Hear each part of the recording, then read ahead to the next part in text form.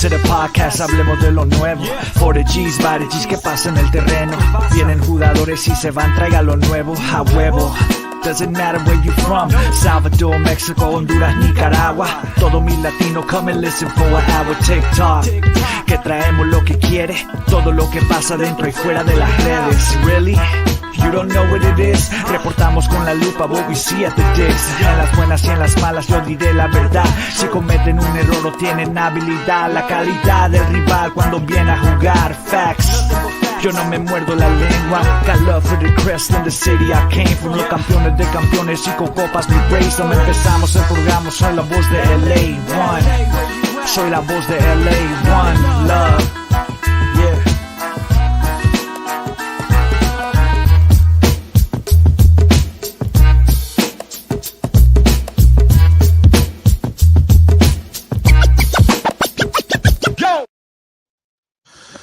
Hello, hola, and buenas, and welcome back to another episode of La Cuna Galaxiana. And today we are in celebration mode. Estamos de puro party. Today we're going to be reacting to the LA Galaxy's 3-1 statement road win against the Colorado Rapids, their first in Commerce City since 2017, and their first road win since June. It was a match that gets the Galaxy one step closer to clinching the Western Conference crown, their first since 2011. Let me introduce myself. I'm one of your co-hosts, Rob Halon. You can find my written work at Extra Time Talk, and you can find me online at El Escudero de LA. I want to say hello and bienvenidos de nuevo to everybody in chat. Gracias. Thank you for being with us once more.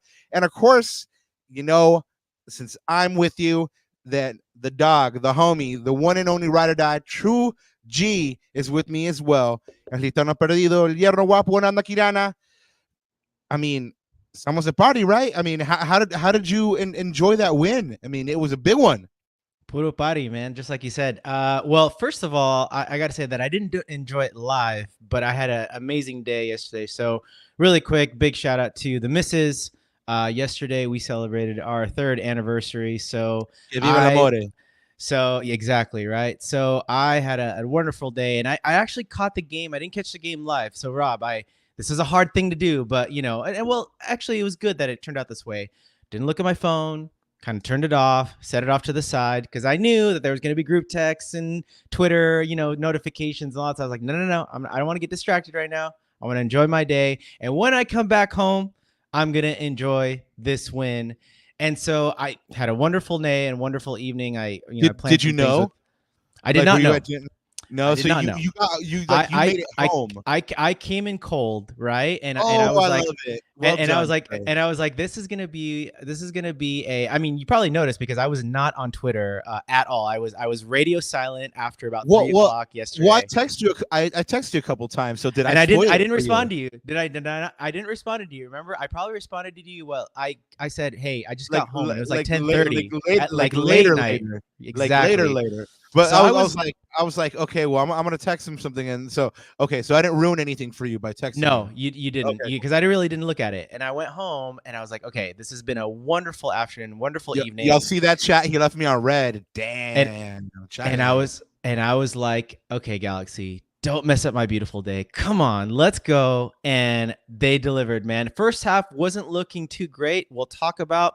As Scott said, it's a tale of two halves. By the way, just shout out to everyone in chat. Yeah. Buenas noches to everyone. Rocio, G Cam, all you guys. Comments. What's up, Matthew? What's up, Primo? Thanks for being in the chat. But so again, I was like, okay, first half not great, but we're still in this game. And then they pulled it out, man. What did we say? Scoring in bunches. I will talk about the game later, but you asked me how I felt. I felt good. I had a wonderful day yesterday, and thank you, Galaxy, for capping off a beautiful, beautiful day. Nice little dessert for you at the end of the day, huh? Así está. Así está. Bueno, danos esos housekeepings. Yeah, but really quick, because we will get into the one-word match reactions per usual. So chat, you know how it is. Start dropping your one-word match reactions in the chat. I think mine's been pretty easy because I just said it about like 3 or 4 times in my little monologue there of how my day went. But Roberto, of course, in chat, you guys can always follow me, block me, or stalk me at Ananda Galaxiana. Our tags are there, guys. If you want to stalk us, go ahead and do that. Our tags are right there for all of you video watchers on YouTube. And of course, if you're here, you found us at Lacuna Galaxiana on YouTube, and welcome back, everyone. And if this is your first time either watching or even listening to this on Spotify and Apple, thank you again for really just listening to us two knuckleheads talk about the LA Galaxy. Yeah. But today, just like Robert said, it's puro fiesta, it's puro party time, and puro man, and man, it's gonna be fun, sort of reliving this win. We're so close to that #1 seed, Rob. We can taste it, right? And of course, guys, if you like what you're listening to, and you want to give us, a little love, show us a little support, the best way you're going to do that right now is hitting that subscribe button, hitting that like button. That's going to be one of the best ways you can support the show. And of course, as we've been saying sort of for the past couple, you can also support the show by contributing to Robert's strawberry horchata fund and my normal horchata. I haven't upgraded yet to the strawberry. I went normal today. You went normal today. So I haven't upgraded you there yet, but it sounds like we've got to get you and who was the man that we need to Oh, Andrew Alessano. We got to get him on the but there's been a strawberry or the shortage. Is it the wave at my local grocer? So okay. I don't know. That must be the new wave, right? The strawberry horchata. So I got to upgrade to the wave. But of course, guys, we flashed on the screen there. And for your audio listeners, you can always support to this show at buymecoffee.com/Lacuna Galaxiana. Of course, everyone that's sort of supported the show already through that, we really cannot thank you enough. Your love and support just means the world to us. And, we love what we're doing, and we're glad that we're making you lot happy out there in sort of the internet or the ether out there in Galaxylandia. But anyways, and of course, Roberto, como siempre, antes de olvidarme, buenos días, tardes o noches y bienvenidos a otro capítulo de la Cuna Galaxiana, Puro Party. Vamos a empezar el Puro Party, Roberto. Yeah, and thank you, Scott, for mentioning to everybody to smash that like button. We do appreciate it. Smash it up, smash mouth.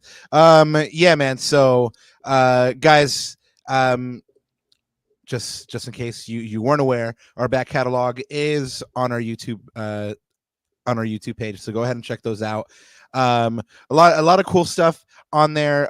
Like one of my personal favorite conversations was with Tommy Bogart. Of course, the stash, always be dropping those stash bombs and stuff like that. So yeah, you guys can check that out in the back catalog. But you guys can also check out the current episode of Los Galácticos with El Profe Alex Ruiz.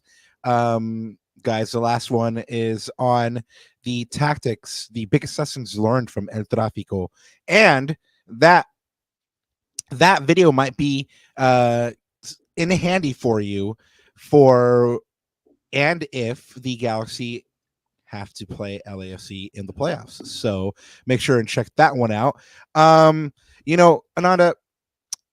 Galaxylandia está de party. There's another place in MLS land where they're in party mode as well. Credit where credit is due. Congrats to Miami for winning the Supporter Shield. They beat Columbus 3-2 away to clinch their first Shield and second title of the Messi era. This one was a cracker of a game, Ananda. I caught most of it, all but like 20 minutes of it, and as the one and only Rocio says in chat, it was riquísimo. It was really fun attacking football to watch, and it was. Although I think that's her one-word match reaction. We'll get to that later, by the way. Don't let me forget about the one-word match reaction when we talk about it. But yeah, I think she was referring to that. But I mean, okay, not riquísimo for me for this one. But give credit where credit's due, like you always say, Papa. And yeah, I mean, they did it. So that means. Oh no, I'm just saying the football. Our that dream was is played, dead. Yeah. It was a good game. Like it was one of those matches where you look at kind of like not from a like, hey, this is going to be just like a game of football. You're looking at like who the Galaxy's like potential opponent in a final could be, and it could be one of these two teams. Columbus played great soccer aside from a moment of madness from Schulte, and aside from Cucho fluffing his lines on the penalty. But they played a man down for a lot of the second half, and they were bossing the game. Like, they were the ones who had the man superiority. But of course, there's these two guys named Messi and Suarez, and they of course pop up when it is most convenient for them to do so. But the man of the hour is actually Drake Callender, Ananda. He, like I said, Cucho fluffed his lines on the penalty. He was the man to save the crucial penalty that brought Miami their first supporter shield. So congratulations to them. It's kind of been reported and rumored out there that they will be taking part in the Club World Cup as hosts and winners of the supporter shield. That has not been confirmed yet, but that's like the big rumor out there. I don't know what that does to the Galaxy's chances. We said in the pod before, the Galaxy were probably qualifying to the Champions League. We are trying to get 100% confirmation on that. There's a couple of mechanisms that make that qualification kind of iffy or kind of dubious as of yet. So I'm still trying to get 100% confirmation that they have qualified, the Galaxy, that is, to the CONCACAF Champions League. But they need to win the Champions League. The rules state that the winner of the CONCACAF Champions League gets a berth to the Club World Cup, but all the birthplaces for this region are maxed out. So I have no idea what they're going to do, Ananda. I don't know if they're just not going to give the winner of the CONCACAF Champions League a berth anymore, because they decided to give Inter Miami, if it so comes to pass that that's going to happen, a berth. But anyway, yeah, it's going to be interesting to see what happens here, because a CONCACAF Champions League team is going to win that trophy, and if they are not already qualified for the Club World Cup, it's going to present a problem in who goes and who doesn't go. But anyway, we'll bring you some more news on that as this one solidifies. Guys, AFCHA has been named the community partner of the match on Saturday. That's going to be, of course, the final home match of the season. You guys can go ahead and check out Pupusas with a Purpose starting at 5:45, and of course the official community partner of the match on-field presentation is at 7 p.m. And of course this is all in lead up to kickoff at 7:30. As a reminder, you guys can now also donate your change at the Team LA stores, and I think that kind of works like a if you pay like 82 on something, do you want to donate the rest, the 18 cents rounding up to 8, to AFCHA, which you absolutely should. So anyway, congratulations to AFCHA for being named community member of the match. Thank you to Galaxy Mom for doing what she does. She put out a tweet recently. Over the past 3 seasons, I've been able to donate 1,267 tickets to families. I greatly appreciate the help from everybody. Sadly, I will no longer be running the programs as I have in the past. Thank you for allowing me to help bring this beautiful game to so many people. Thank you for doing what you did, Galaxy Mom. Sarah Neal's amazing. Always a big fan of her and her amazing family, and the work they're doing in the community. And this is just one of those things that she would do out of the goodness of her heart. And yeah, so thank you for that. I'm sure someone at some point will pick up that slack. Real quick on this. She said that in the comments. Actually, I was reading that she did clarify she's not going to do it in the way she's done it, which is through Twitter. She's thinking about maybe possibly another way to do it. So maybe it's not. She will get back into it, but it doesn't sound like. Like in a more Twitter. Formal way, like an official. Perhaps, yeah. Program. But for now. Oh, that'd be lovely. Yeah. So let's hope for that, because she does so many great things for the community. Yeah, no, absolutely. Yeah, no, that's why I bring it up, because I mean, just think about that: 1,267 tickets. Scott W in chat says that he donated his tickets to her when he couldn't make it.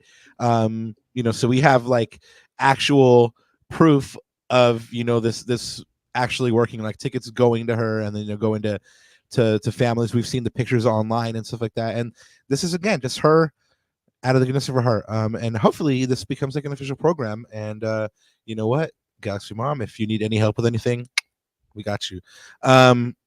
Rest in power to Monsieur Cabral. Of course, Remy and Kevin's dad recently passed away. So the Connor Ronan and members of the Rapids were very nice enough to honor him and hold up a shirt saying Monsieur Cabral. RIP to him, and condolences to the entire Cabral family. May they find some peace in this tough hour. But yeah, I think that was a very nice detail. Chris Armas actually said that it just shows the togetherness that group has, and of course you have to have a certain kind of togetherness if you go from last place in the league to, well, I believe now 6th, but they've been as high as 3rd this campaign. So shout out to them, and it is a demonstration of them showing each other love. So again, condolences to the Cabral family. Happy birthday to Edwin Cerrillo. He turns 24 today. The young midfielder, Texas native, but now considers himself an LA boy, is one of Ananda's favorites for sure. And I know he's a fan favorite for a lot of people. Ananda, a year into Cerrillo basically being the guy in the midfield. What do you think about this man? Yeah, I think he's gone through leaps and bounds. We might talk about a little bit his performance from the last game, but I think he's still got a lot of some few things to work on. But man, he's on the right path, and just again, he's going to be one of our future midfield stalwarts. And I just go back to the ceiling is high. I just go back to how we acquired him, man. Like, what a savvy pickup by this front office. And again, really, really excellent job scouting. And this guy is he's going to be a handful moving forward. So yeah, I'm really, really pleased with the progress. I think he still has a little ways to go, but he's definitely on the right path. Look, man, it's been said, when you share birthdays with people, it's usually a good omen or a good sign. And Edwin shares a birthday with a certain Galaxy legend, a certain world football legend, a guy you guys might have heard of by the name of Zlatan Ibrahimovic, the guy who came off the bench to silence LAFC in the first El Tráfico, one of the most bone-chilling, memorable moments for me before I was even covering the team, Ananda, and I was in the stands, and it was an amazing moment, and thank you for that, Zlatan. Happy birthday to him. I saw online that he bought himself another Corvette or Ferrari or just another luxury vehicle. That seems to be his thing. But yeah, of course, if you have been living under a rock and you don't know about Zlatan's time with the Galaxy, he played for them 58 times, and it was a memorable 58 times, scored 53 goals, and had 15 assists. Ananda, do you have a favorite Zlatan moment? It's got to be Zlatanazo, man. No questions about it. Zlatanazo. Hey, mine's actually a Zlatan moment in a Galaxy loss. My father-in-law came from Ecuador, and this is when I was living in San Francisco at the time.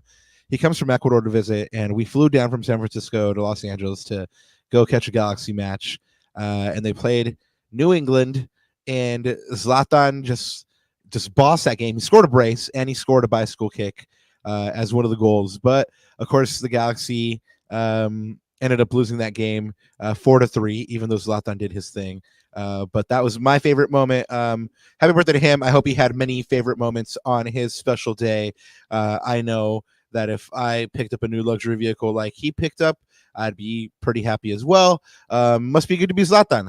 Happy 19th birthday to Emma, and shout out to the James Can clan. Congrats to Emma for her 19th birthday. It was on October 1st. Ananda, I've never met Emma, but just seeing her in James's posts online, she seems like one of the brightest lights in the Galaxy community, man. And I love the way she loves the team with her whole heart and gets behind them with her whole heart. So I want to wish her an amazing day and happy 19th birthday. And I mean, hopefully one day we'll get to meet her.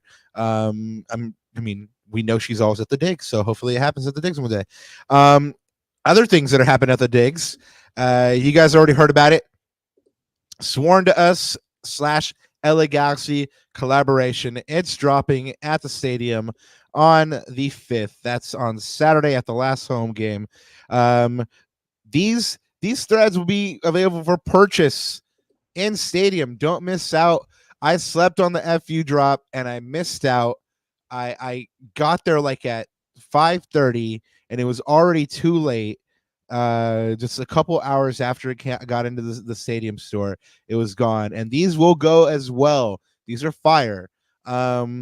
We've already seen these boys wearing these threads, and we saw a couple other these players wearing these t-shirts. So we know the players are digging them, and I'm definitely digging them. Anyway, get these at the stadium on 10/5, and of course, it's been confirmed. The 1-2 threads Cienfuegos drop is down to the last few items, so go ahead and pick that one up. You're gonna be missing out. You're gonna be hating yourself if you do not. Of course, if you pick this up, you get the t-shirt and the bobblehead. That's $60. Go ahead and pick it up now. Don't mess up. Speaking of not messing up, go ahead and step out, look in your flyest in all your white at the last home game and hook up with the Comets and El Primo Matthew over there in Lot 13 near Lars. They're going to be doing the whiteout party. So wear your best all white fits at the last home game, Saturday, October 5th. For more info, go ahead and hit up Comets on their socials. And Ananda, real quick, bringing you a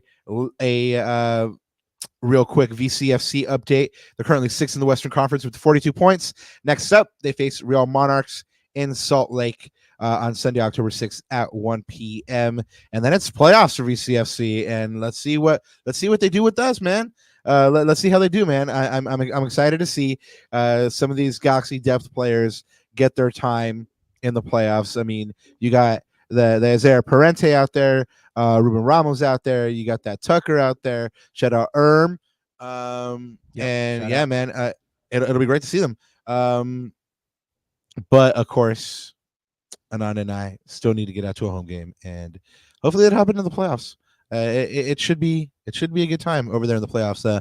I mean, they've been selling out those matches, so it looks like a good atmosphere. Ananda, you have been doing recently on these episodes, like the math permutations and like the maths and stuff like that. Did you want to kind of do a mini roundup on what our rivals were doing while the Galaxy were getting a historic 3 points over Colorado? Yeah, so again, I probably had a different perspective than you because, again, I caught all this stuff late, and then I looked at the other results after versus knowing what the results were, right, watching the game. So, of course, guys, notable results in MLS were obviously, we've been mentioning that LAFC are closest rivals to that number 1 seed. We were just waiting for them to drop points and just stumble, but they did not, unfortunately. They got a 1-0 win at home against St. Louis City. Seattle, Papa. Watch out for Seattle. I think they were in like 6th place maybe a match week or so ago. And with a 3-0 win, they've shot all the way up to the top 4 places, a 3-0 win against Vancouver. And RSL keeps kind of going on their little mini slump here. They got another point, another draw, a 0-0 goalless draw against Minnesota.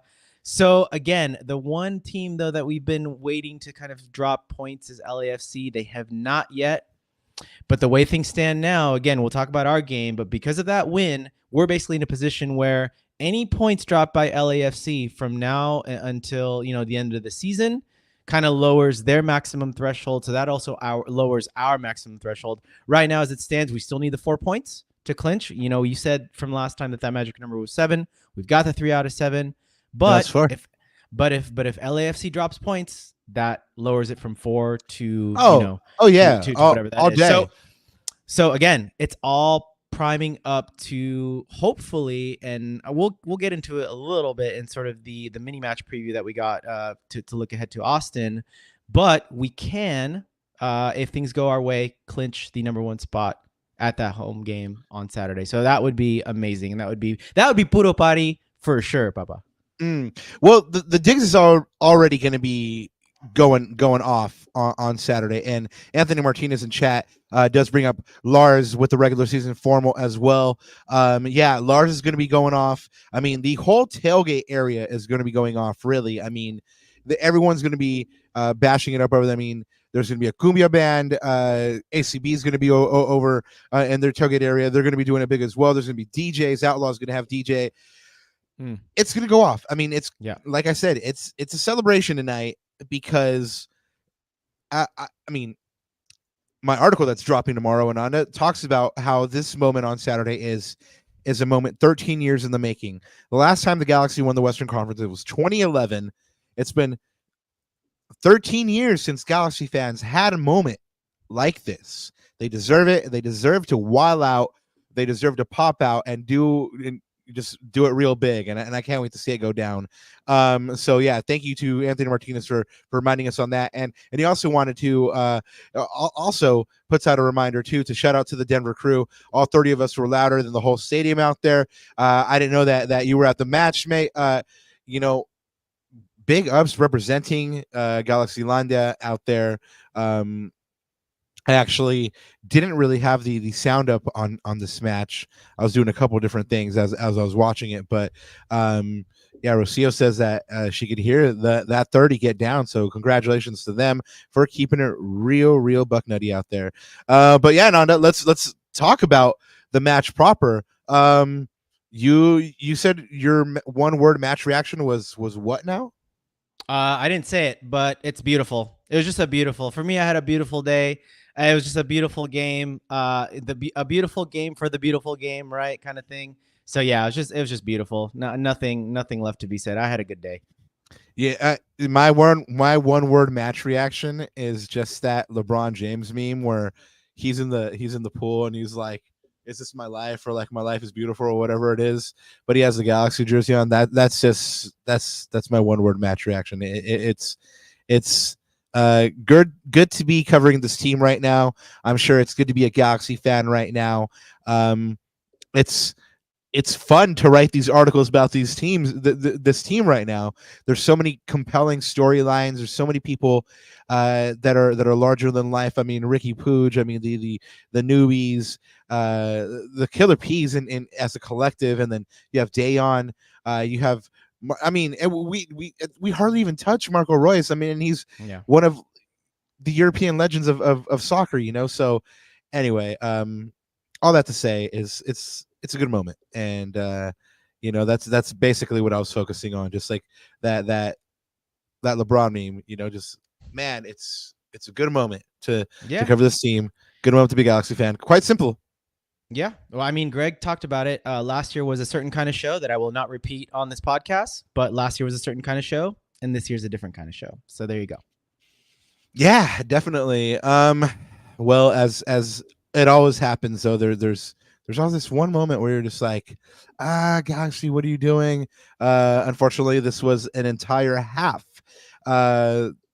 Fortunately, the Galaxy did figure themselves out and get this win. Playing the first of 2 matches in the span of 4 days, they picked up a hard-fought 3-1 victory over the Colorado Rapids in Commerce City at Dick's Sporting Goods Park on Wednesday in their final midweek match of the year.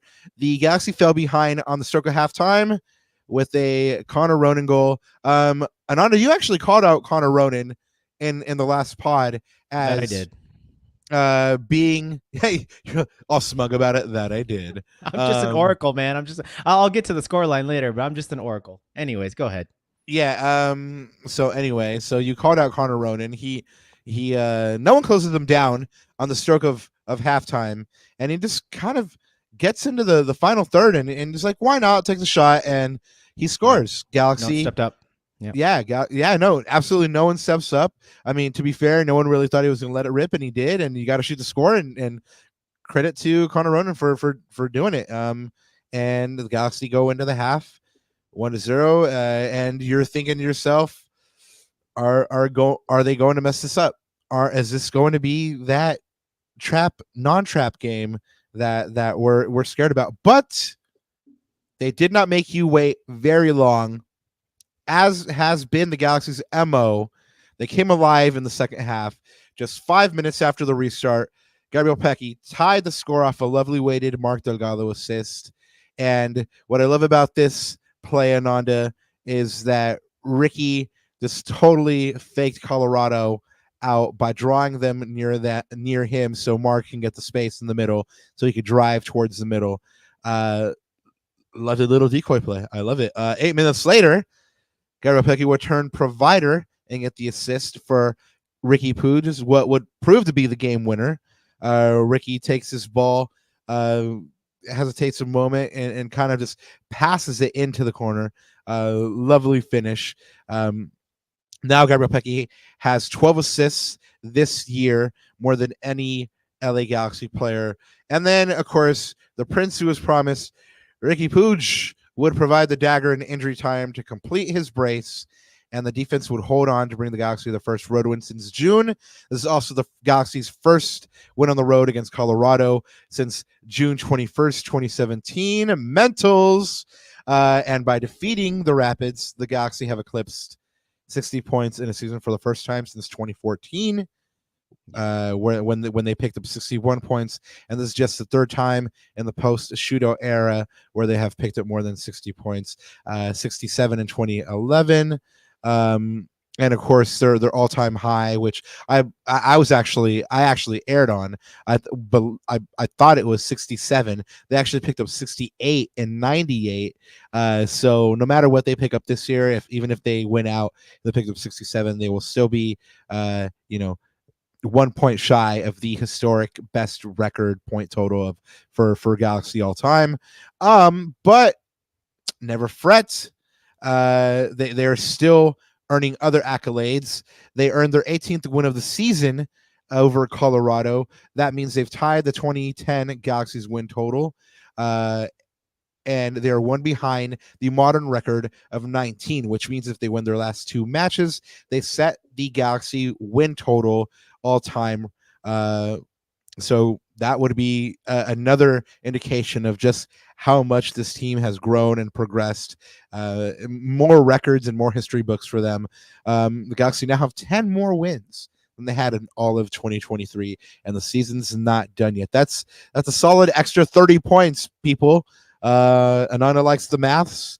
10 times 3, I believe, is 30. I believe so, right? That's why Nice. I'm the writer, yeah. So Nice. anyway, yeah, I had to think about that one a couple times. But anyway, it was going from 30 to an even bigger number. Let's see if I can hack it. Mark Delgado, congratulations to him. It was his 100th career appearance across all competitions for the LA Galaxy. We got to speak to him afterwards, and he was, beaming from the win. I'm assuming beaming from people kind of like making a fuss over him and these 100 career appearances for the Galaxy. Of course, he is a longtime veteran of the league. It seems like he's been in the league forever. It's because he has, ever since he was like 15 or 16. Him and Diego Fagundes, they were both in the league very, very young, and they've been around for a long time, but they're still, like 28 and 29. So, they theoretically still have their prime years ahead of them. So, but anyway, I beg of you, Galaxy, re-sign this man.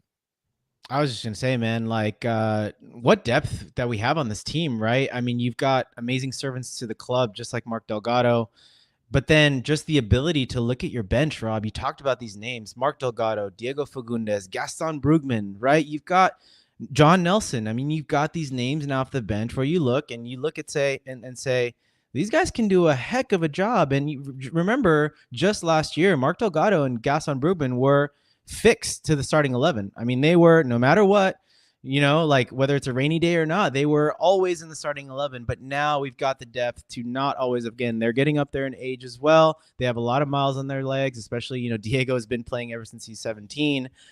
What a luxury for this team now to have that depth and not overextend a lot of these players. So man, that's just music to my ears. Studio in chat says need to put the beat down on Austin.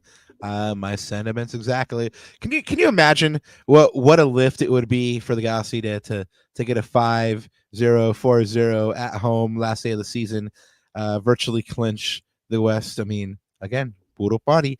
Ananda, let's look at the lineup here for this Colorado match. Was there anything that surprised you? Yeah, I think the big surprise, we just got to get to it, man, is and we kind of questioned it, and we actually thought it was going to go the other way, but Emilio Garces in that starting lineup. I mean, right. I think both of us, I think you and I were both surprised at the Garces inclusion. We haven't done that in a while, so shout out to you, GCam. Well, that one's for you, Papa. Man, Emilio Garces, he's been, I think it's now, is it safe to say it's his place to lose now, Papa? Like, I feel like we're at that stage now with Emilio Garces, but I mean, I look at his stat line again, and the numbers jump out. 8 clearances. He led the team, 6 recoveries, won 6 out of 8 duels, 98 pass accuracy. I mean, he was a monster. Again, one of the things that I talked about with him is just his ability to recover and his speed. So even there were times where he would get slightly out of position. I remember there was one play in particular. His body position wasn't right, and he got turned, but he had just enough recovery speed to kind of shrug off I think it was Navajo, if I'm not mistaken, kind of just push him aside a little bit. I like your pronunciation on that one. Matt Pollard would be proud. Yeah, exactly. And get him sort of off balance. And that's what he brings, man. And again, this is not a knock on Jalen. I think he's still very, very much a part of this team. But I think this has got us a spot to lose now. And I'm okay with that. I'm not mad at that. I don't know how I feel about it yet, but I'm glad that Garces is doing well. I think Jalen's still got a part to play on this team, man. Remember, anything can happen. Knock on wood. Obviously, we're in that stretch run. No injuries happen. But remember, playoffs is also about matchups. This is a cup competition, right? So there may be certain matchups where Jalen is the preferred option. Maybe Greg sees some things in Jalen, or perhaps it's, when we're trying to close out a game, he's going to be that closer. Remember, we've always talked about, let's not pay so much attention to the starting 11, but really, who is it that's finishing game? Who is it that Greg is trusting to close out these games and secure that W? So I think Jalen is still firmly part of the plan. So for all you Jalen fans, including us, I don't think we should be worried, man. I think it's just, Emilio Garces has rightly so played his way into form, into that starting 11. Yeah, no, I'm happy about that. That Greg has this kind of like headache. Ananda, you're the tactics guy. What would a LA Galaxy backfield of a 3-man back line of a Yoshida, Garces, and Jalen Yo look like? I think, again, the problem with that is we haven't really practiced it or executed a lot in an in-game situation, right? There might have been training sessions around it, but we haven't really tried it. And the other thing that it takes away from me too, now that I've thought about this a little bit, Rob, and it takes 2 really, really important threats on the outside, Mickey Yamane and Julian Are potentially. I mean, those are 2 like really, really sort of good weapons to have on the outside. You saw Mickey's positioning. He's very comfortable working from the wing, working from the interior, right? Julian Are, you saw when he came to the game and did his little cameo. I think he was super solid, very, very good tackler, always, very good at closing out the cross, which we talk about as fullback. So I think if you did that, you have to do it in very, very certain situations in the playoffs. But the fact that we haven't seen it enough, I don't know if Greg is going to go to that late in this season into the playoffs. But who knows? But that's my guess. My thing about Greg and risk averse. He tends to kind of stay on the risk averse side, even tactically as well. Yeah, I'm betting we won't see it personally. I just wanted to get your thoughts on it really quick. Yeah. But yeah, the match stats for this one are, of course, Galaxy end up winning 3-1. Their first road win since June. They have scored in each of their last 8 games in the league, scoring 22 goals in that run. They've scored 2 goals or more in each of their last 4 matches. A majority of Galaxy wins have been attained with the margin of 2 goals or more. 10 exactly, 9 by 2 and 1 by 3. So the Galaxy are, we said it on the last pod, scoring in bunches, and they are winning in bunches. They've won 6 of their last 8 matches in the league. Ananda, do you have the stats that led to this win? Yep, got the final sort of box score up there. So again, for all of you audio listeners, I'll try to narrate this as best as possible. For all you video watchers on YouTube, there it is on the screen. Of course, Colorado's in that burgundy color. We are in the blue. Possession, very typical Galaxy performance. We outpossessed them 57-43. 2.11 XG versus their 0.82. Again, a lot of that work was done in the second half. I'm going to sort of double click on that just in a little bit to see that discrepancy, Rob. We ended up with 14 total shots to their 12, 7 of ours on target, 3 big chances to 0 to Colorado. That was a surprising stat to me. And we've only missed 1 of the big chances. So we converted on 2 of them. So that is a pleasant sight to see. I talked about our shot conversion rate in the last sort of in the key stats leading into this game, or really in the season. That's been a good indicator for the Galaxy's success this year. Accurate passes 88% to Colorado's 85. Fouls committed pretty even, and corners 6-4. But the one thing, Rob, that was really interesting is just the discrepancy, and this is going to lead into our first talking point, but it was kind of a tale of 2 halves. Someone said in the chat, I think it was Scott. Yeah, it was Scott, yeah. And I'm going to pull this up, man, but you saw that in the last slide, we were at over 2 XG, right? But look, that's dirty right there. This is first after half, the right? first half, right? Exactly. 0.1 XG. We only had 3 total shots. They outshot us 7-3. But here's the thing, and this is like a positive for us, and I want to put a positive spin on it. They dominated us in that first half, man. But the fact of the matter is, they only created 0.52 XG. And they only came out of that with a goal really in the last minutes of the first half, right? And that was an unexpected, I can't remember if he was just outside the box, but an outside the box shot from Connor Ronan. And it went in, and we got out of that period in the first half where we were getting pressed, et cetera, unscathed. And they only created, less than half a goal, right? In terms of XG. So I look at that as a positive. And then I'm surprised though, because I kind of felt like Mihailovic was a little dangerous. Yeah, but again, no clear shots, right? I probably should look at how many shots were blocked or off target. But think about it, man. It even says it in the stats.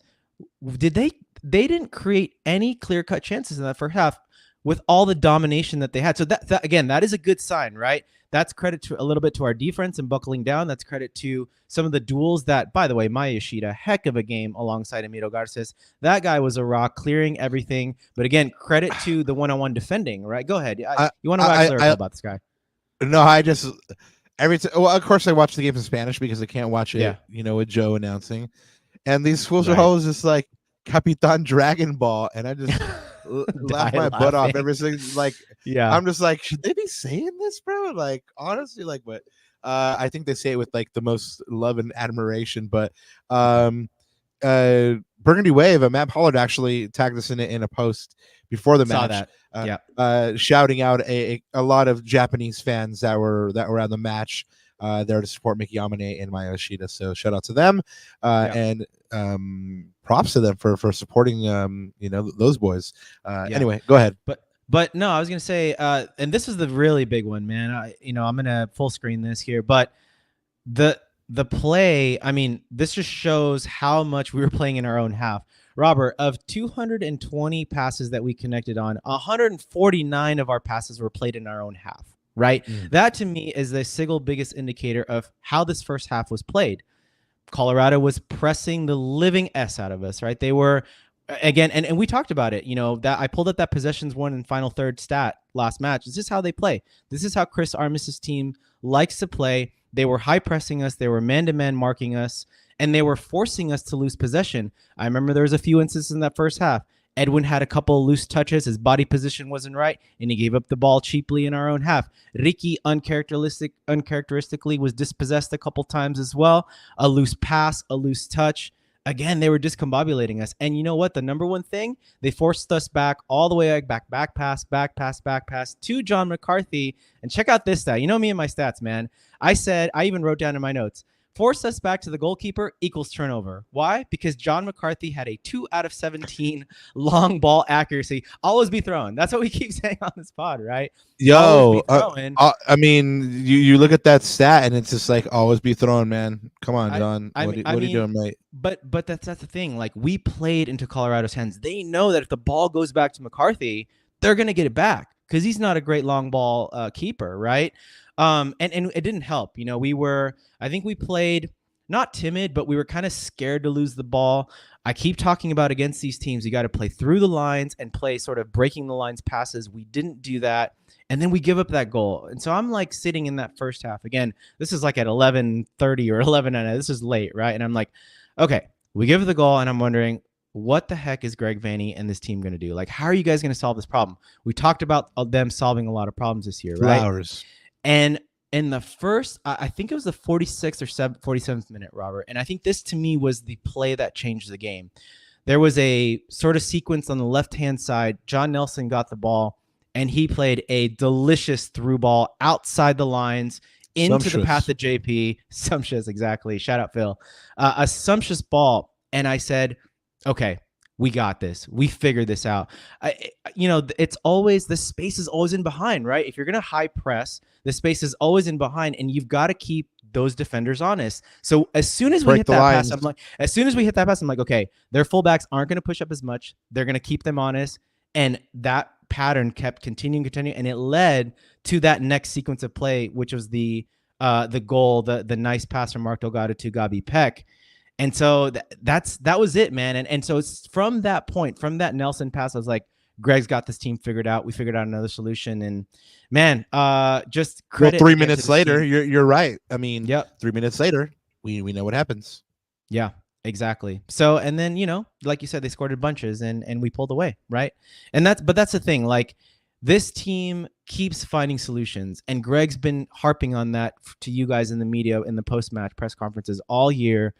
It's taken a little while in some games, right? It usually takes us in the second half, which I know you have a stat or kind of you want to praise our second half, just how we've been performing in the second half this year. And we've been a second half team, but just credit to Greg and the team for continuing to find solutions in game and making those really, really good in-game adjustments. We couldn't have said the same about this team last year, and we're praising them because they're doing that this year. Yeah, I mean, it's evident. Very plain for everyone to see. The Galaxy are a better second half team than they are a first half team. I mean, people out there even question whether the Galaxy even show up for the first half because they look so good in the second half. There's a couple of theories on why that could be. I mean, maybe the Galaxy just run the other team ragged and they get them tired, and then they're able to execute their offensive plan better in the second half. Like you said, they figure it out. Ananda. Greg spoke about them being able to capitalize on the other team and figuring out how to play against them. And again, man, I got to give this man and his coaching staff their flowers for doing that. Looking at an adverse situation and saying, how do we get something from this game? We haven't been playing for damn out there, and then go back out there in the second half and get 3 goals and totally shut down Colorado. Again, I'm going to say it over and over again that man needs his flowers. But yeah, they're definitely a better second half team. And onto the Galaxy have scored 18 goals in the first 15 minutes of the second half, more than any other team in MLS. So it's like they come out of the half and then they blitz you and get a goal. And all guns blazing in the first 15 minutes. You're shell shocked. You're trying to recover, and then they usually get another one, right? And then they finish well as well. They've scored 15 goals in the last 15 minutes of the second half of matches. Only Colorado, interestingly enough, and Portland has scored more this season. So they are finishing the game strong, not only in the macro as like totality of the second half, but just even in those last 15 minutes, they're picking up what they need to pick up. I mean, they're getting the goals they need.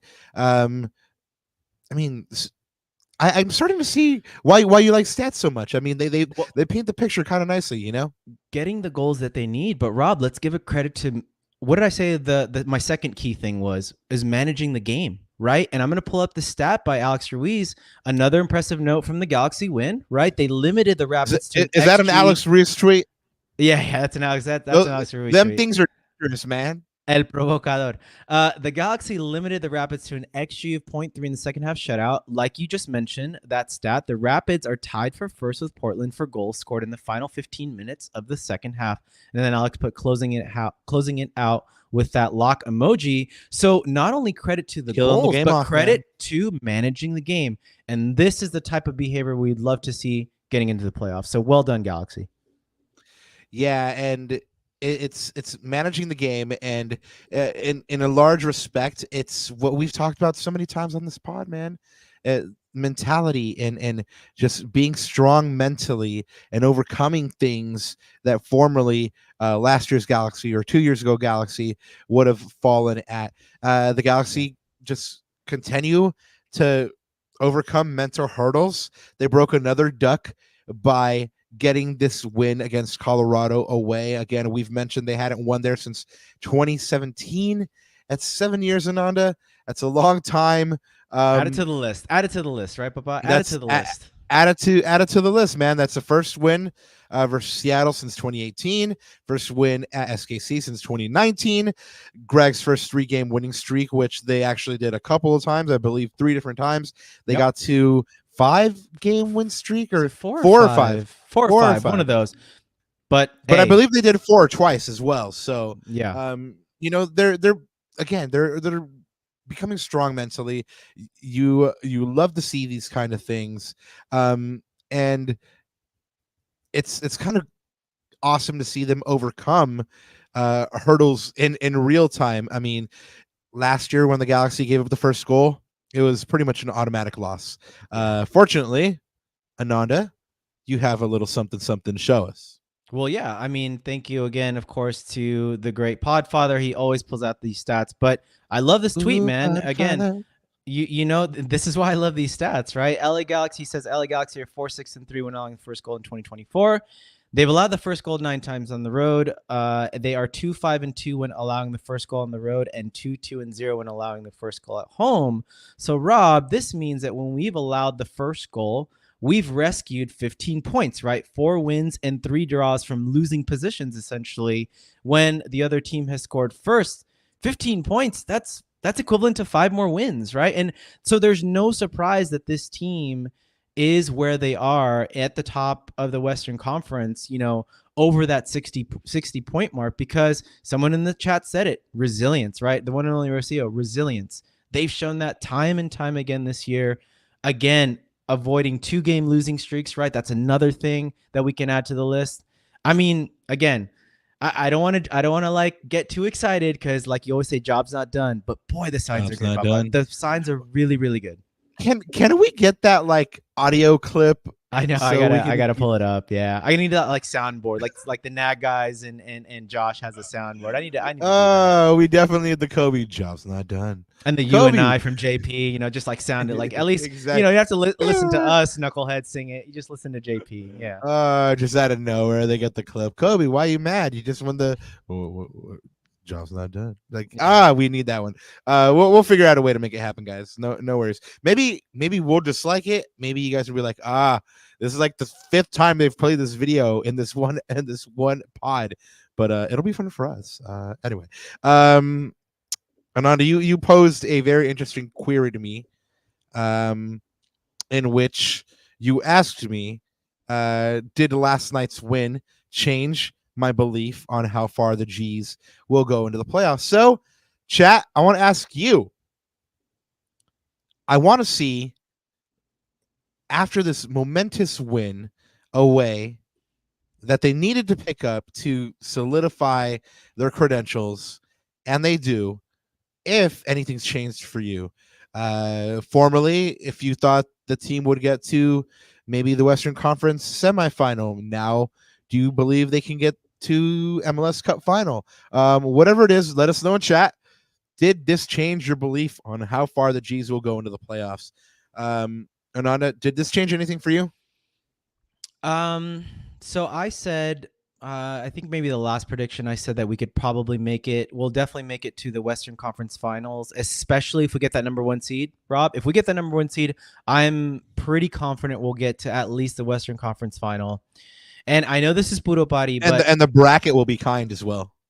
But again, it doesn't. I'm less concerned about that if all our games are played at home, right? We've shown how good we are at home. I think the crowd and how we've supported this team at the digs. I think that 12th man is huge, Rob. That 12th man is really huge, especially Ricky said it in high stakes games, right? But I am going to be a little bit critical now, and I know this is puro party, but this is constructive, and I want to just kind of float this idea out there, and maybe this is kind of like what's not pushing me over the edge to say, you know what, this team is going to get to MLS Cup and win it. I look at that first half of Colorado, and we pulled up the stat of all that possession, of all that pressing, not possession, but of all the possessing and all the dispossessions that Colorado forced us into. They only created 0.52 xG, and we only got burned by 1 goal. Now, I look at that same sort of blueprint, and if a Columbus, if a LAFC, if even a Seattle, right, who are streaking. Now, if we give up those type of dispossessions, we give up, we sort of look that discombobulated for 45 minutes in the first half. I think those teams punish us more than Colorado did. I think we got away with it. We got lucky that we did not get punished. We only got punished with 1 goal. You saw it in El Tráfico. We got punished by 2 goals. And that was just a bam play, right, off of the transition. And so that's still kind of holding me for cause. Scott made a really good point. He said we need to be better in the first half. I think that's true, although I will say I'll give the team this, in that they need to kind of feel the game out to see how oppositions play us, right? And we need to make that in-game adjustment. That's what good teams do. That's what Greg Vanney's Toronto team did really well when they won the triple, right? Or the treble. But that's the one criticism I think I still have of this team. Like, can we still hold resolute and not give up many goals? Again, our defensive record is pretty good, but we do have a habit of giving up multiple goals, right? So that's the only one small criticism, in that against those top teams, when we get pressured like this, are we going to get punished even more? Because you've got Leo Messi and Luis Suarez. You've got Cucho Hernandez, right? Like, dude, those guys can punish us. And that's the only thing that's holding me back. But other than that, the signs are good, man. The signs are really good. Oh, man. I'm speaking it into existence. If it's a Galaxy Inter Miami final, it is going to be nutty. It is going to be lights out fun. But anyway, concentrating on this one, what was your moment of the match? Did you have one? Well, again, I think for me it's that, and it wasn't a goal or like a goal scoring play, but it was that John Nelson pass, man. I'm telling you, as soon as that pass happened, it signaled to the opposition to say, okay, guys, we found your weakness. Now we're gonna hold your fullbacks accountable. We're gonna make them not push up so much, and this is where we're gonna attack you. And then from that point on, we completely dictated the game. We just moved them around. We knew where their spots were, and we knew where the space was in and behind. And sort of, at least in the last phase, but in the build-up, it was where Marky Delgado was, right, for that first goal, right in the pocket. As soon as we get it forward, pass through the lines, and we were in. So that to me was my moment of the match. That turned the game for me completely. Showed our intent. Yeah, I mean that's you just mentioned, the Mark Delgado pass for the opening goal. That's actually my moment of the match, but not the goal itself. But as I mentioned, Ricky's movement to come deep to receive the ball and kind of give Mark that space in the pocket in the middle for him to receive the ball and drive up the middle and pass off to Gabriel Peggy for the first goal. And then floodgates opened right after that. So that was my moment of the match. And of course, there is now, with this momentous win, 4 defending the badge nominees. Ananda, Ricky Puig is one of them. Scored 2 goals, had 5 total shots, 9 recoveries, 1-1, and made the team of the match day. Gabriel Pecchi had a goal, 2 assists, 5 total shots, 5 chances created, 1 blocked shot, 3 recoveries, 6 duels, 1, and made the bench for the team of the match day. Mark Delgado, 3 lungs. I mean, really should be 4 lungs. Had an assist, 2 chances created, 1 block, 2 clearances, 2 interceptions, 4 recoveries, 3 duels won, and Emilio Garces, 8 clearances, 2 interceptions, 6 recoveries, 6 duels won, and he was fouled once. Ananda, do you have a winner?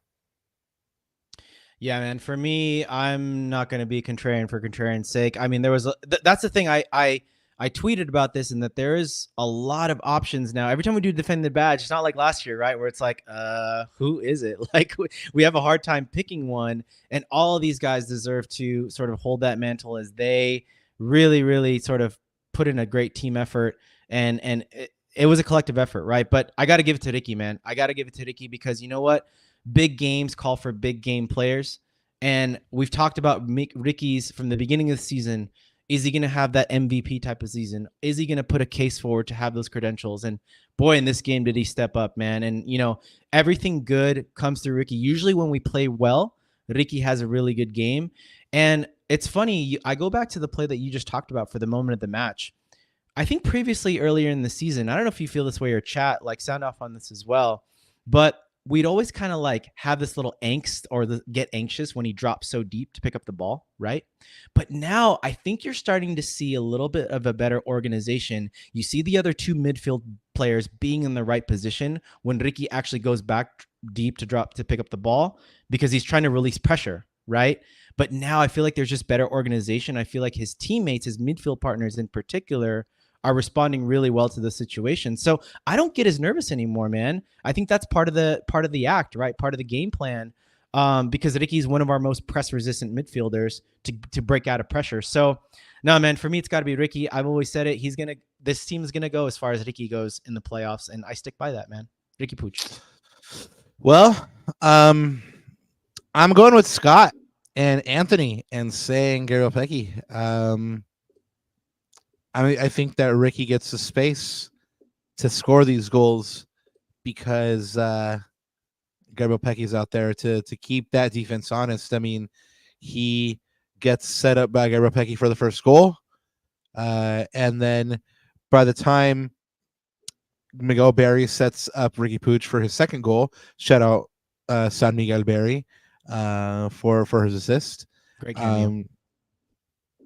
You know, that defense is tired already because they've had Gabriel Pecchi running at them for 90 plus minutes, man. So I really think that a lot of things are stemming from Gabriel Pecchi, and for me, it's got to be him. And I'm glad that the homies Anthony agrees and Scott W agrees, but of course it doesn't matter what I want. Only what the people want. And this week, Ananda is on the side of the people. Y'all have voted this week with 89 million votes.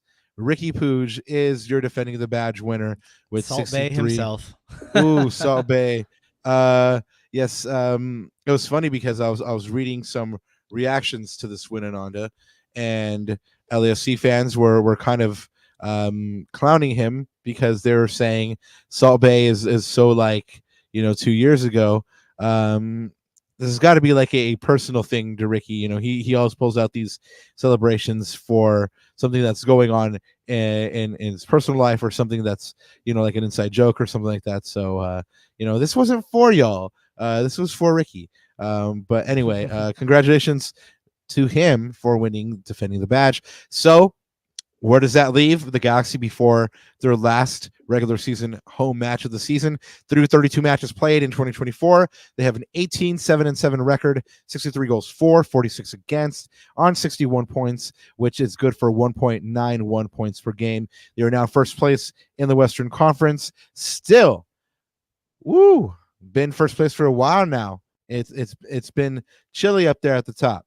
6 points ahead of number 2 LAFC, who still has 1 game in hand, and 8 points ahead of number 3 Seattle and number 4 RSL. And they've all played the same amount of matches. So really, the only one who has a game in hand is LAFC at this point.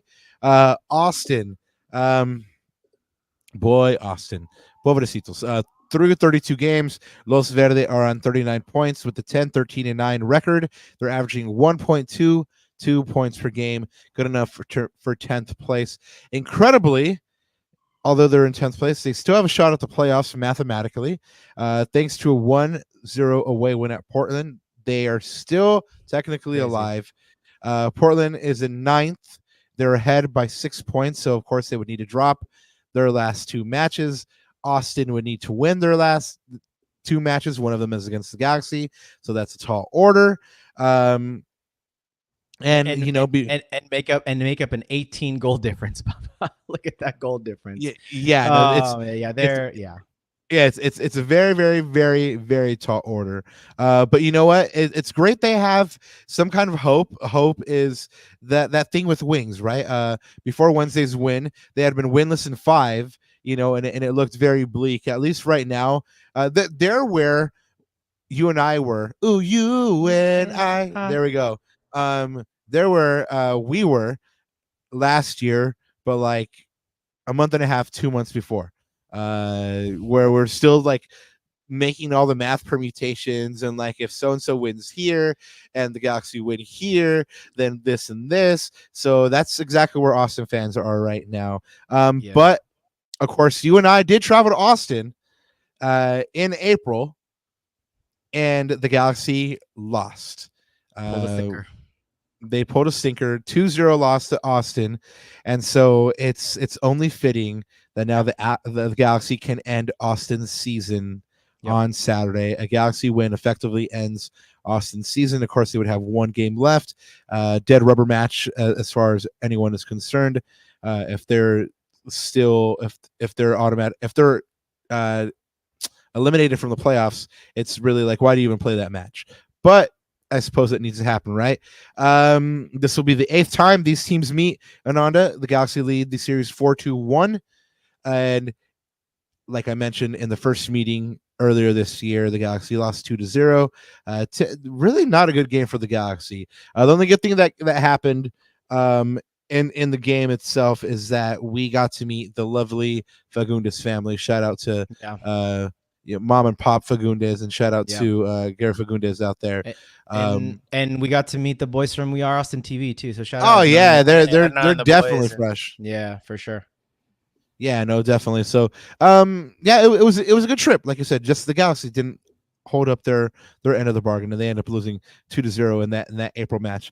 But they are unbeaten in 3 all-time matches played at the Digs against Austin, and 28 all-time regular season home finales. They have a 14-6-8 record. Dayon has done his thing against Austin, recording 3 goals and 3 assists, and that's in 5 matches played. Only 1 start is Dayon's output in that one. So look for him to have a match. And of course, the Prince who was promised, shout out Primo, Ricky Puig has registered 3 goal contributions in his matches against Austin. Ananda, do you have any updates for us on team news? Well, we know about Martin, at least on the Galaxy side, and then Marco Reus. Yeah, that's a long-term one. Of course, again, we don't know if and when we'll see him. So jury's still out there, but I think Greg Vanny gave you guys an update post-match last night on Marco Reus. Looks like he's still day-to-day. Not sure.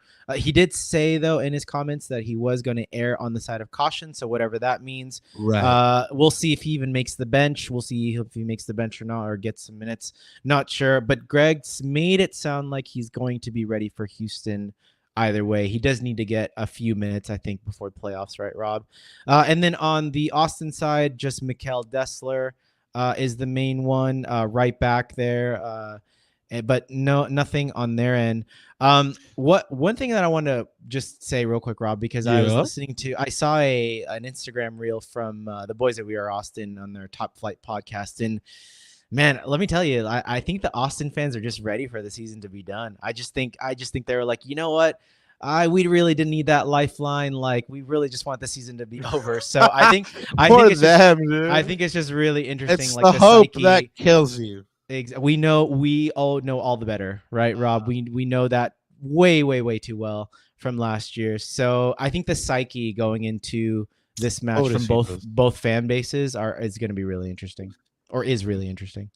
Pero mira, ¿eso quiere decir que es un trap game?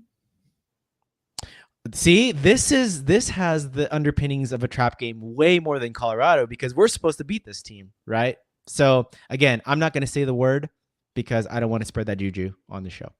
Oh, well, I said it with the Latino accent, so I Or didn't can really or with a trap game. yeah, exactly. Yeah, no. Hopefully, I didn't just speak that into existence.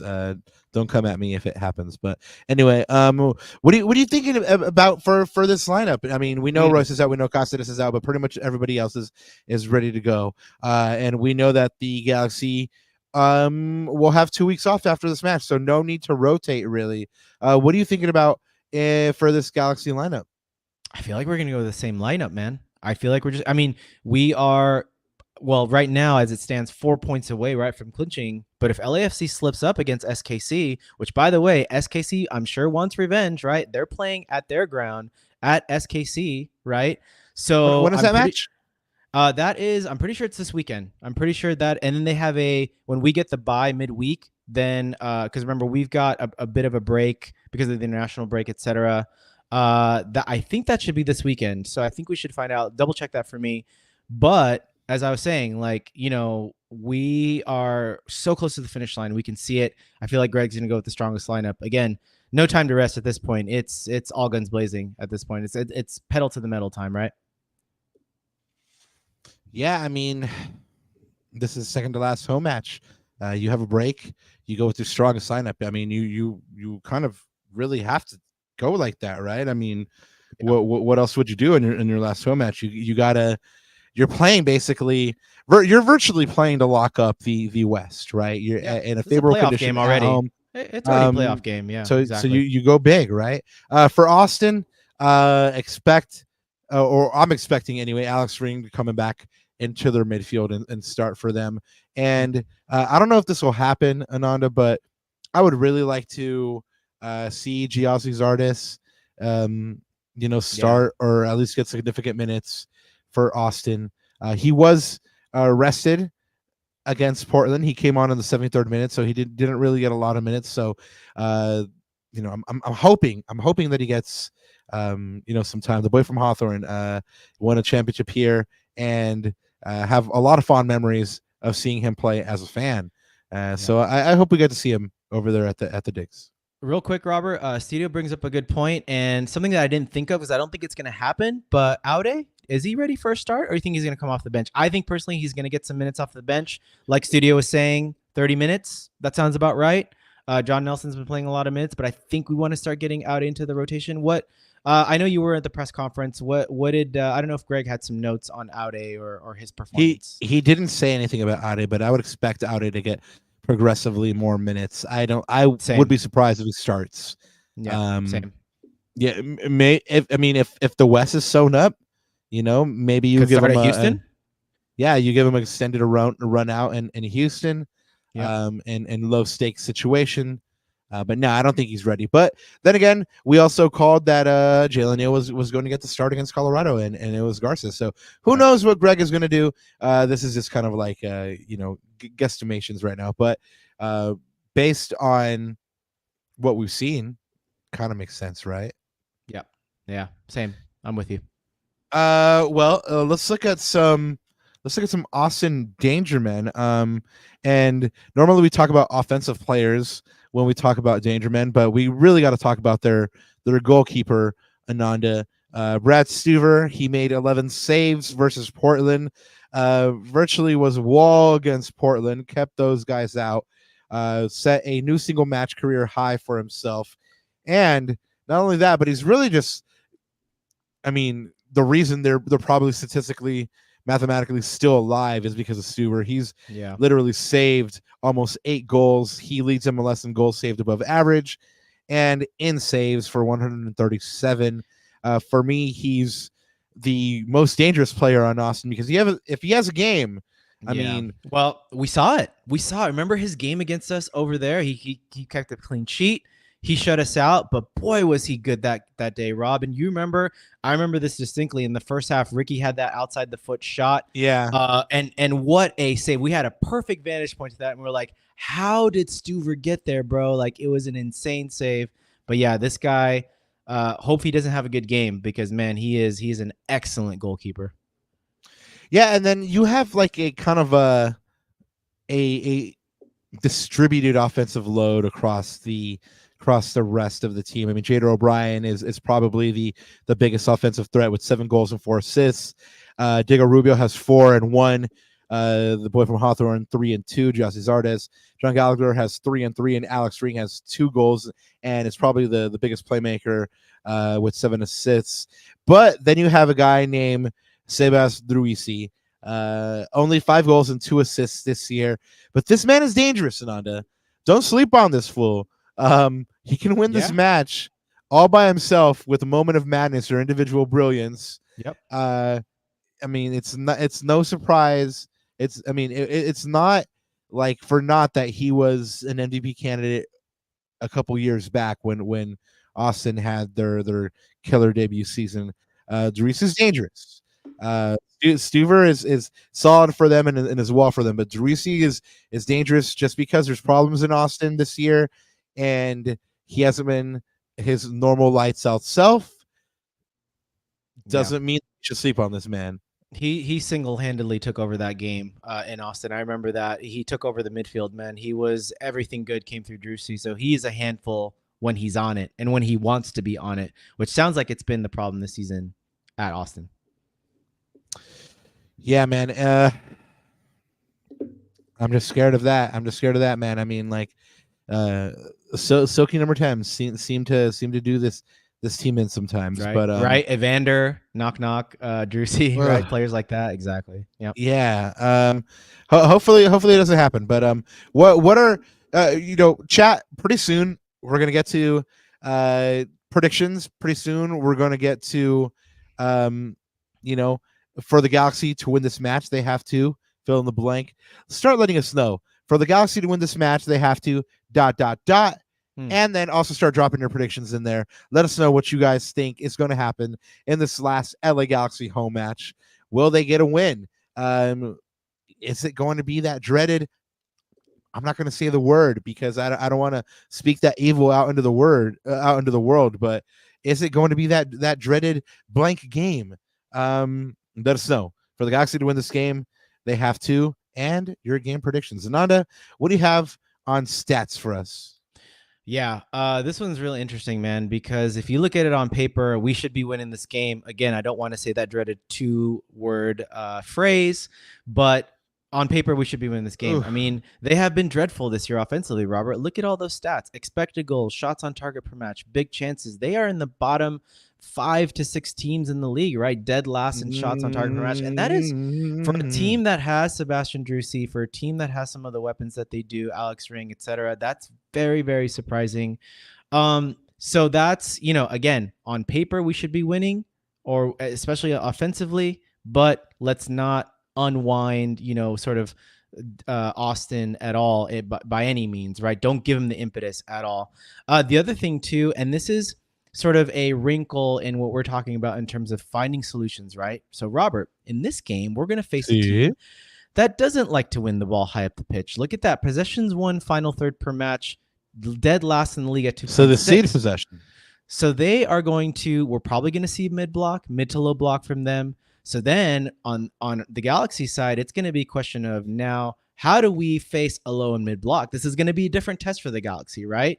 So hopefully at home, though, we have this is where you need a Marco Reus. This is when you need just another guy in the midfield sort of pulling the strings, right? Kind of setting the team forward, breaking the lines, etc., finding those little half spaces in which talk about, because we're going to see 2 banks of 4 likely, right? We're going to see a mid to low block. So how does this team come out the gates and respond to that now?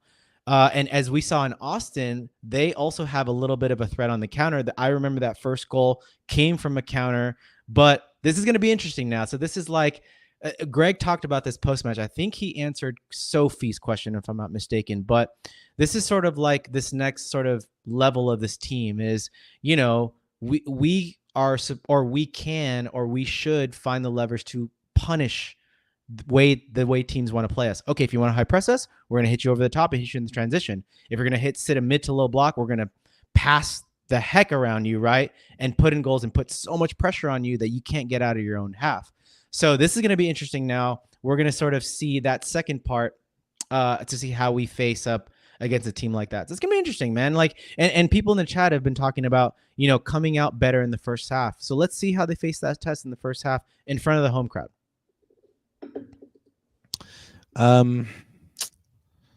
Geez, I really want them to get out there and score 2 or 3 goals in the first 30 minutes and have it be festivities like the whole match. I would hate for this one to get nervy.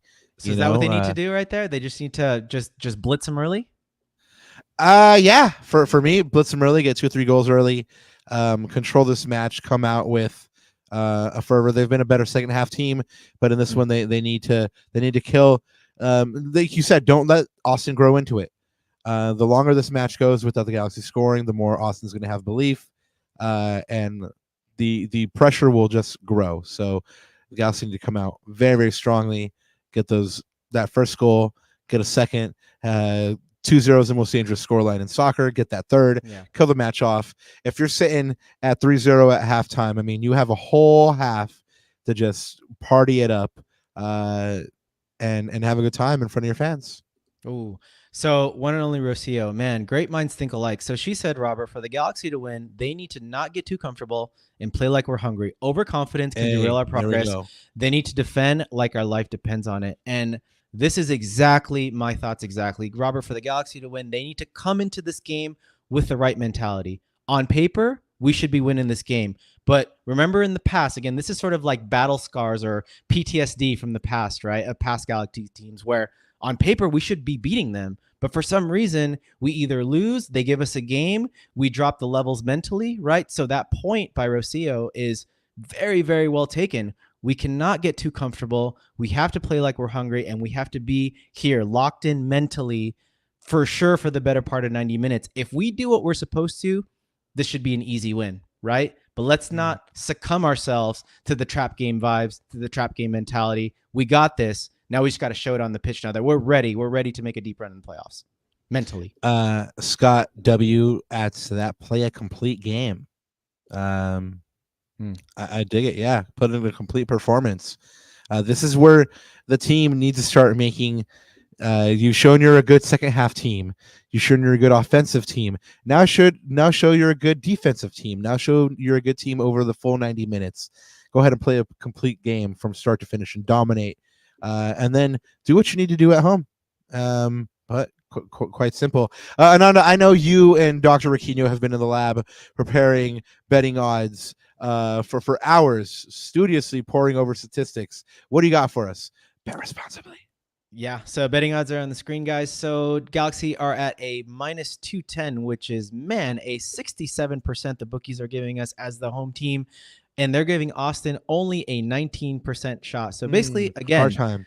That dreaded 2-letter phrase, it's gotten written all over it. Again, on paper, we should be winning this game. And I don't disagree. On paper, we should be winning this game. But as Rocio mentioned in the chat, as we just said, how are the Galaxy going to approach this game mentally? No se confíen, locos. No se confíen. Let's see. And see, Rocio agrees with me. She said, of course we have PTSD. And this is the thing, right? They've got to like train us up or build us up to have us have more trust in this team, right? But I think we'll see. Who hurt you, dog? Who hurt you? We'll talk about predictions in a second. Es la tóxica, papá. Es la tóxica. Ya lo sabes. But yeah, let's get into predictions now, man. And hey, chat is already sounding off, so let me scroll up. By the way, you are going first this time. Remember, I wrote down last time. I went first last time, dog. No, you did not. Chat, come on, fact check that. I went first. I have it in my notes. Don't play me. Chat, you are going first. Chat, come on, back me up on this one. I definitely went first last time. I know there's people here in chat. No, I know there's people here in chat that will back me up. I wrote it down. On this. I even wrote it down on this piece of paper right here. You're going first, but of course, none of us go. None of us goes first because chat always goes first. So, GCam says, "Excuse me, guys, 4-0 Galaxy." Mo says 3-0 Galaxy. What's up, Mo? Let me clear my throat. GCam, how could you do this to me, man? He says I can confirm. Ananda went first. I don't know. I demand a recount. it is what it is. I guess I'll just have to go first. But still sounding off here with you, chat. The one and only real CEO says Galaxy wins 2-0. What else we have from chat? Ananda Anthony Martinez says Galaxy 3-1. The same scoreline as Wednesday. And then Big Arquitecto, what's up to you, sir? 3-1. Ricky Peck, and I'll take wild card paint so Killap's action. 3-1 is not a bad scoreline. Comments 96 and Primo says 3-0. Shut me out. I can't wait to see your all white fit. Man, gonna be looking fly.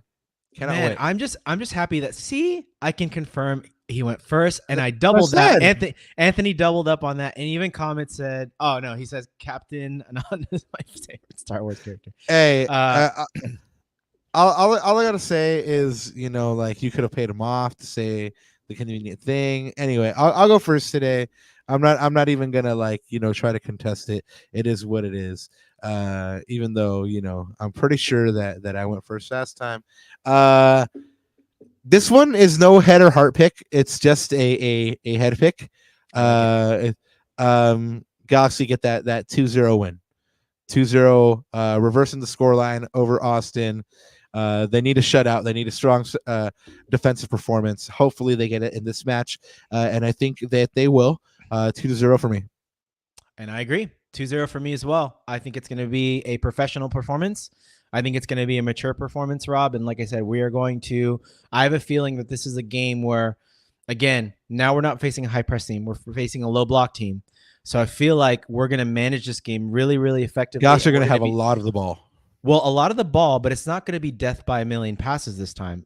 We're actually going to be smart in possession. We're going to have intent in possession, not pass it sideways and backwards. I think Scott mentioned that in the chat, but we're actually going to pass with intent, and we're actually going to hurt them, right? We're actually going to create a lot of chances, have a lot of XG, and not give anything up on the counter. I think we're going to mop everything up. Emilio Garces got that blazing speed back there. But yeah, man, mature, professional, 2-0 performance. And I'm going to make another prediction.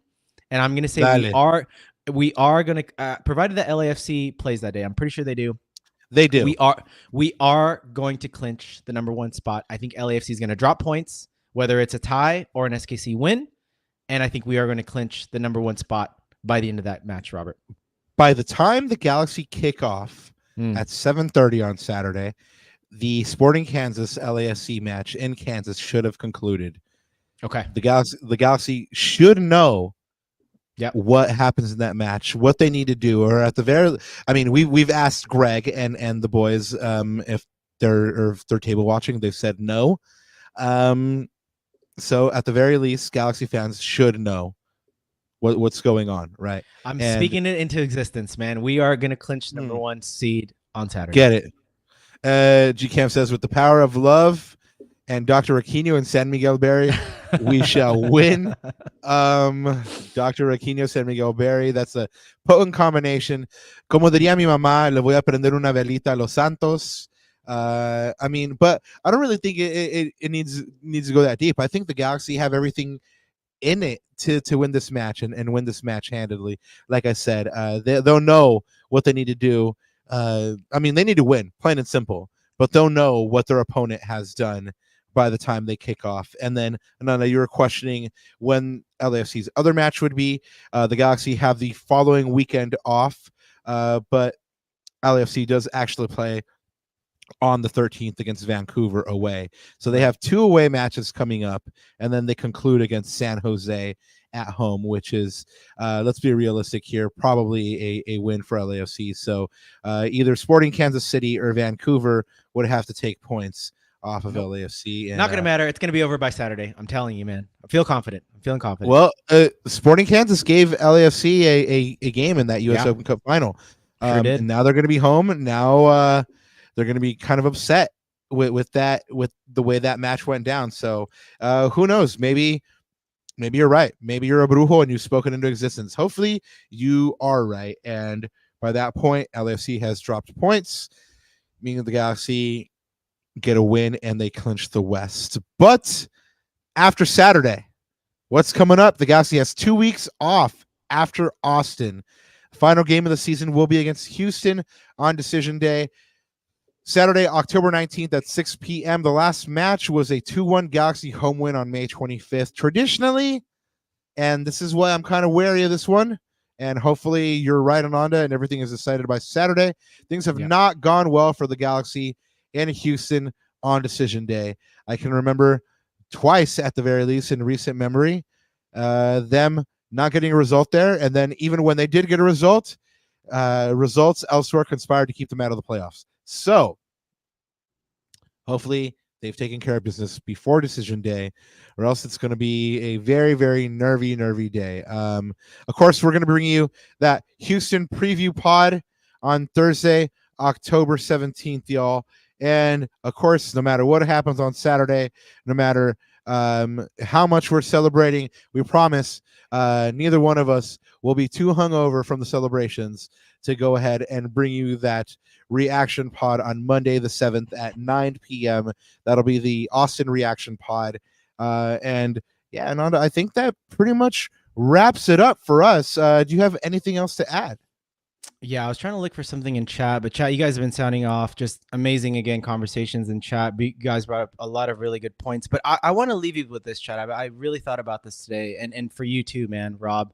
I know you're going to be up there in the media, in the press box during the game, but and I'm glad he's in the chat. So shout out Arquitecto, man. And he raps in our intro music, right? He talks about like "Soy la voz de LA," right? You know what? I really think it should be Somos. It's Somos la voz de LA, man. And by the way, it's not you and I. It's not just us two, right? It's not just us two, but Somos, like everyone, Papa. All of us are the voice of LA. So what does that mean? I better hear all those voices on Saturday. This team needs us, right? So Somos la voz de LA. Like we're here. We've shown it all year. The Digs has been a fortress because of us. The Jigs was not a fortress last year because of us, right? You see the difference in what happens when the fan base is galvanized and we're, cheering from minute 1 to minute 90. And I'm hoping that not just a plea, but just like a reminder, guys, like hopefully if they're at the stadium on Saturday, like Somos la voz de LA, let's cheer on this team. They're going to need it. They're going to need the 3 points. We're going to know the result, right, heading into this game. And like I said, I think this is going to be the clincher for us. So let's be loud for the 90 minutes as much as possible. And yeah, man, I just want to spread that good juju and just remind everyone, just keep backing this team. Keep backing this team. They're going to need us. Ricky talked about it. Ricky answered your question, I believe. He needs that. We need the 12th man. We need you guys, man. Somos la voz de LA for sure. Yeah, Ricky gave all the fans big ups for being there all year, being loud, being passionate, being that force that drives them. Greg took a lot of shtick last year for his comments about the boycott and about the noise and his expletive that he used. Well, this year he's singing from a different hymnal, and he's very, very much saying that, we're a community and we feed off of the fans and they bring us as much as we bring them, and we're in this together. So he's saying everything that he needs to be saying correctly, and the fans are giving everything that they need to be giving as well. And Ananda, it's beautiful to see a fully rockin' Digs on a Saturday night. Those beautiful days are back again. Like I said, this is going to be a night 13 years in the making. If it does come to pass that you're right and they clinch on Saturday, it'll be the first time since 2011. Fans, you went through a dark period of a decade. It's been 13 years. You've waited long enough. You deserve it. Hopefully they bring it to you. I wish every good thing for this team on Saturday. All they need to do is play like we know they can play. The Bears are who we thought they were, and if they are who we thought they are, then they'll get this win and they'll clinch the West. Guys, that's pretty much it from us. We can't wait to see you on Saturday. Ananda, you said, I'll be up in the press box. Yes and no. I'll be down there with you guys in the stands as well, trying to get a pulse on how everyone is feeling during game time. So look out for me, kind of just like ducking and weaving it throughout the stands. We'll be there early in the tailgates for sure. So again, if you guys see us, come by, say what's up. We'll share a beverage together, etc. So yeah, can't wait to see you guys. G's up. We'll be out there and we'll be passing out those slaps. If you guys see us, come say what up. We would love to meet you. Ananda, you always look for one from chat to sign off on. I believe the one and only real CEO has provided us that. No matter what happens, this season has been worth the wait. Man, it's been beautiful so far. It's been a season of moments, and they're going to keep making them. Thank you, and shout out to you, chat, for giving us good moments here as well. You are always worth the wait. We love being here with you, and thank you so much for supporting the show. If you found us, it's because you found us at youtube.com/@LacunaGalaxiana. And we thank you so much for doing so. Until we meet again on Monday, hopefully bringing you the reaction from a Galaxy victory and clinching first place in the West. Man, all we got to say is thank you so much. We love y'all, and we'll catch you next time. One thing left to say, Ananda. G's